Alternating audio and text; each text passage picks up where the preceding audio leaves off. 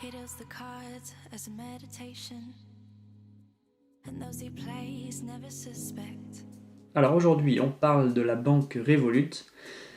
La banque Revolut qui n'est pas une banque d'ailleurs, qui est plutôt une néobanque, et qui propose plusieurs offres. On va surtout s'attarder sur l'offre gratuite, c'est celle qui nous intéresse.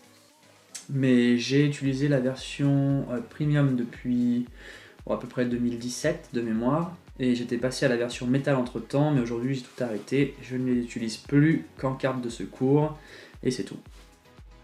Toutes les cartes que je vais présenter dans mes prochaines vidéos, qu'il s'agisse de N26 ou N26, de Revolut, de Boursorama, peu importe les cartes, ce sera uniquement dans les versions gratuites parce que je vois pas l'intérêt de comparer des cartes entre elles avec des tarifs différents. Donc si par exemple la N26 coûte 10€ et la Revolut coûte 15€, ça va être trop compliqué de trouver les différents avantages et inconvénients.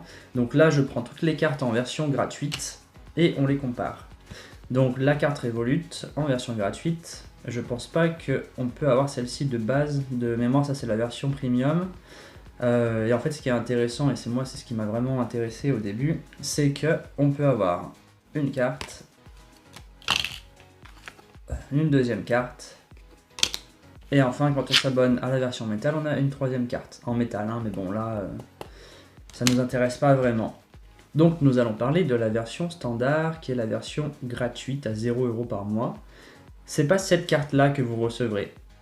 Celle-ci on l'obtient en ayant la version premium que j'avais souscrit pendant je sais plus combien de temps exactement avant de passer à la version métal parce qu'il y avait le cashback, c'est une des seules différences de mémoire entre les deux, et puis bien sûr les retraits.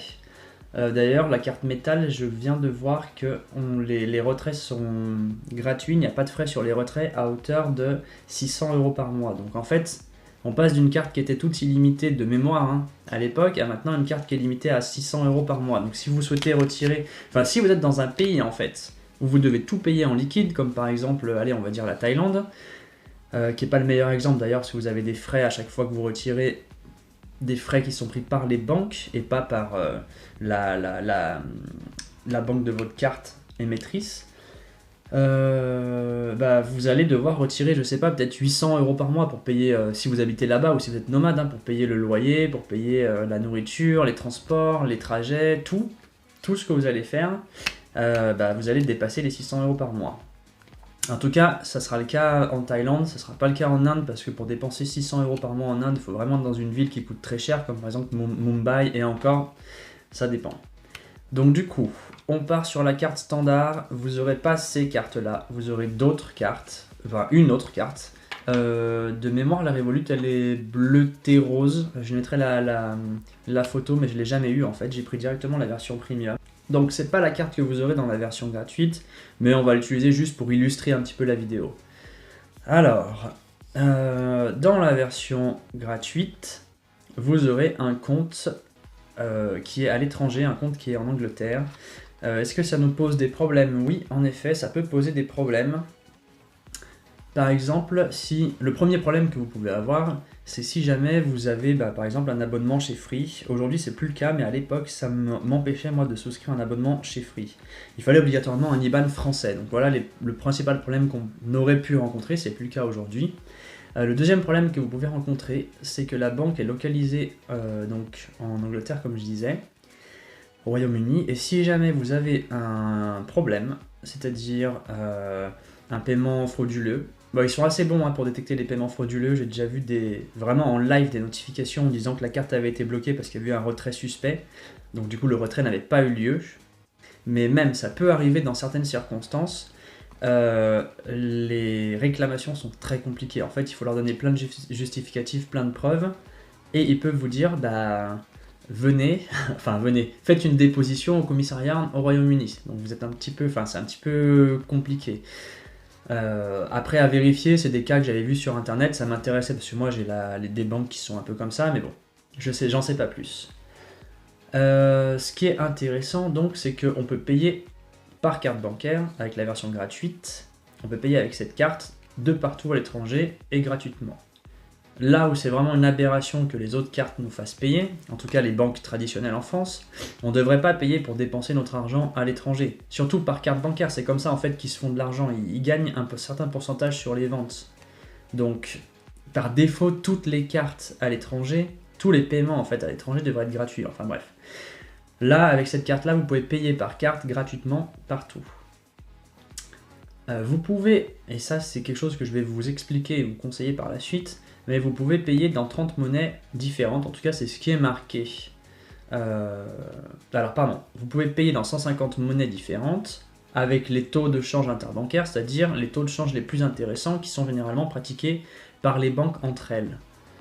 Ce qui nous intéresse, c'est que en fait il y a une option sur Revolut qui permet de changer votre devise par une autre devise. J'explique le concept et c'est là où ça va devenir intéressant. Vous avez 5 euros.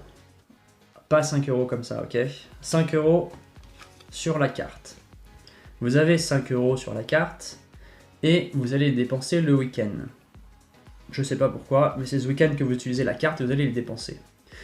Les taux de change interbancaires, qui sont des taux de change bien inférieurs aux taux de change classiques, ne fonctionnent pas le week-end parce que les banques sont fermées en fait. Alors les banques ou la banque centrale ou la banque qui donne le taux, là-dessus moi je peux pas vous dire, j'y connais pas plus, mais il faut absolument échanger vos monnaies dans la devise où vous allez dépenser pendant le week-end à l'avance. Je m'explique, si vous avez prévu donc de dépenser les 5 euros qu'on avait montré juste avant, mais les 5 euros qui sont sur votre compte bancaire, vous les changez, par exemple si c'est en Inde, ça doit faire à peu près 400 roupies de mémoire. Donc vous échangez et vous avez 400 roupies sur votre carte, vous avez plus 5 euros. Ce qui fait que quand vous allez en fait payer, Revolut, alors c'est là où il faut faire très attention parce que du coup il peut aller chercher sur d'autres devises. Bon là c'est un peu compliqué, mais imaginons que vous ayez rien d'autre, c'est ce qui va être le plus simple. Vous avez vos 400 roupies sur votre carte, de mémoire il va récupérer ces 400 roupies parce que c'est la devise locale et il va payer avec ces 400 roupies chez n'importe quel commerçant chez qui vous allez aller. Ce qui fait qu'au lieu de prendre vos euros et de faire un mauvais taux de change, il va prendre directement la devise locale que vous aviez échangée en semaine à un meilleur taux de change. Est-ce que c'est intéressant? On va dire que voilà, c'est 1 euro, peut-être 1,50 €, peut-être 50 centimes, peut-être 30 centimes, ça dépend en fait du montant de vos paiements. Mais si on accumule tout ça, et moi c'est ce qui m'intéresse, sur un an, ou alors si vous voyagez par exemple 8 mois dans l'année, comme moi je fais en général, voire même un peu plus, ça devient intéressant parce qu'en fait 8 mois fois, 10 paiements par mois, multiplié par 50 centimes de frais qu'on pourrait éviter, ça fait quand même un certain montant qu'on récupère chaque année.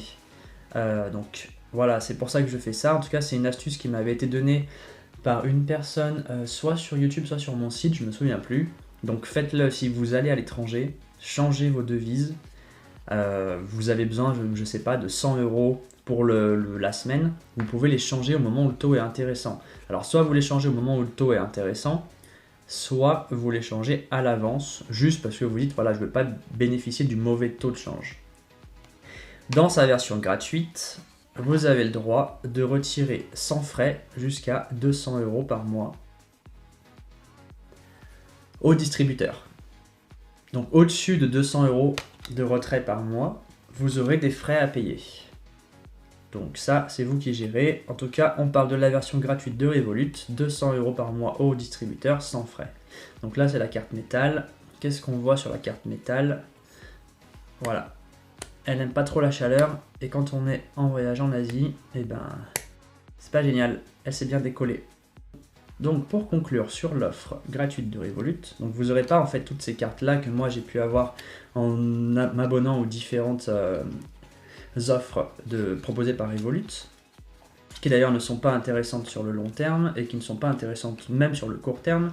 Pourquoi? Parce qu'aujourd'hui on a Max qui fait bien mieux, c'est-à-dire tout gratuit sans limite, et Boursorama qui fait tout aussi bien, tout gratuit sans limite, mais à condition d'utiliser la carte une fois par mois.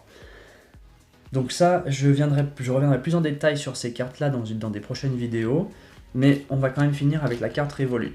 La première chose qui est très très bien sur ces cartes-là, sur ces offres, et même la gratuite c'est pareil, vous avez des coffres forts. Les coffres forts, qu'est-ce que ça nous permet de faire? Ça nous permet tout simplement de mettre l'argent de côté. Moi, j'utilise pas ça comme comme on dit, de l'épargne. Parce que ça sert, enfin, je vois pas l'intérêt de faire de l'épargne comme ça, mais bon, vous pouvez le faire si vous voulez.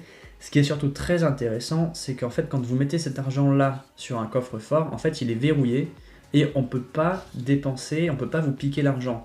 C'est-à-dire que si vous vous faites pirater, par exemple, votre carte, donc comme je disais un peu au début là, c'était arrivé à un ami qui a retiré de l'argent dans un distributeur et il s'est fait copier sa carte. Donc ouais, ils ont des appareils qui permettent de copier les pistes magnétiques et même d'enregistrer les codes.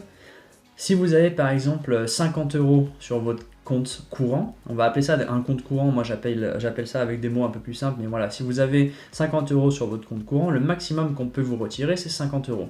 Vous avez peut-être 1000, 2000, 10 000 € sur les coffres forts, mais on ne pourra jamais les récupérer sauf si on se connecte à l'appli et qu'on fait un transfert.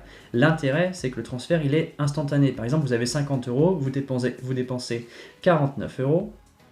Par exemple, vous avez 50 €, vous dépensez 49 € et après vous avez besoin de payer quelque chose qui va vous coûter 3 ou 4 €, vous n'avez pas assez, et bien hop, vous vous connectez à l'appli et vous virez instantanément l'argent sur votre compte courant, en fait sur le compte qui est connecté à la carte bancaire. Et là, vous pourrez les dépenser.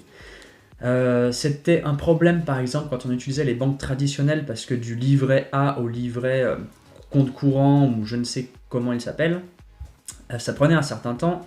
J'ai fait le test avec la carte Boursorama, vous avez une vidéo du préavis là que je mets dans la description. Les transferts entre par exemple le compte, alors je sais plus comment il s'appelle, mais le compte épargne et le compte courant sont instantanés. Donc en fait ça revient au même, le système est le même. Ça fait un peu peur parce que ça fait vraiment très très formel, mais c'est exactement la même chose. Donc du coup, un bon point pour la carte Boursorama avec ça. Alors pour finir, je recommence cette partie que j'avais déjà enregistrée, mais j'ai fait pivoter la carte en fait. Donc du coup, on voyait les codes, c'est pas super, même si elle ne charge plus en ce moment, on sait jamais. La différence avec la carte métal, voilà, elle est lourde, elle fait mal. Est-ce que ça sert à grand chose? Non. Est-ce qu'il y a des gens qui sont encore étonnés par la carte en métal? Oui. Ces gens-là, je sais pas où est-ce qu'ils habitent, mais bon, pourquoi pas. Tout le monde peut avoir aujourd'hui une carte métal, ça coûte pas très cher. Celle-ci, elle est à 14 € par mois. Voilà, il n'y a rien d'exceptionnel. Moi, je l'avais prise parce que je m'étais dit, avec le 1% de cashback, si je dépensais assez d'argent en un mois, je pouvais peut-être arriver à, comment dire, payer, enfin auto-financer la carte. Bon, c'est pas le cas, hein. Il faudrait dépenser à 1% 1399 € par mois. C'est pas du tout ce que j'ai dépensé, hein. Je devais être plutôt dans les 400-500 €, parce que quand on fait des retraits, bah, en fait ça compte pas, c'est que les paiements à l'étranger hors Union Européenne pour avoir 1%. Donc du coup, ça fonctionne pas. L'assurance médicale à l'étranger, c'est génial, mais Max fait mieux en offrant 90 jours gratuitement avec toutes ses cartes. L'assurance bagage ou vol retardé, j'imagine que tout le monde propose ça avec les cartes, donc on s'en fout un petit peu. Bon, le service client, le service de conciergerie, je l'ai jamais utilisé parce que j'estime que je trouverais de meilleurs tarifs qu'eux, puisque eux, ils vont surtout vous prendre un avion en express parce que vous en avez besoin pour partir, pour le travail, je sais pas. Voilà. À part ça, qu'est-ce qu'on a? Oui, on a le lounge. C'est quelque chose dont je voulais parler très rapidement. Est-ce que c'est intéressant? Non. Non, pourquoi? Parce que c'est pas forcément moins cher que si vous le prenez directement sur place. Après, il y en a un qui est offert. Donc là, je vais le tester dans 2 jours, dans 48 heures. Peut-être que je ferai une petite vidéo là-bas d'ailleurs. Mais il y en avait un qui était offert, donc je serai à Charles de Gaulle dans 48 heures. Et voilà, c'était juste pour tester. Mais bon, ils nous proposent, en fonction des aéroports, entre 20, 30, je crois que j'ai vu un petit peu moins aussi, mais une vingtaine d'euros pour chaque accès. Quand on paye sur place, c'est souvent moins cher. Ou alors, par exemple, j'ai ma carte indienne qui me permet d'avoir les accès aux aéroports en Inde. Donc, il n'y a pas trop d'intérêt pour moi. Voilà, c'est tout pour ces cartes-là. Franchement, si vous voulez tester, n'hésitez pas, vous vous inscrivez, vous recevez la carte gratuite, elle n'engage à rien, il n'y a pas besoin de l'utiliser chaque mois pour la garder. Donc voilà, faites le test, recevez-les, et puis dites-moi dans les commentaires si vous avez des questions un petit peu spécifiques. Je vais partager le lien de l'article que j'avais déjà créé. Il faut que je rajoute les avantages et inconvénients parce que je ne les ai pas mis. Mais voilà, c'est à peu près tout ce que j'avais à dire sur cette carte qui est pas trop mal, mais rien d'exceptionnel. C'était une des premières avec N26 à être lancée en Europe, Donc c'était bien, hein, franchement moi ça m'a bien servi. Mais voilà, aujourd'hui ça sert plus à grand chose.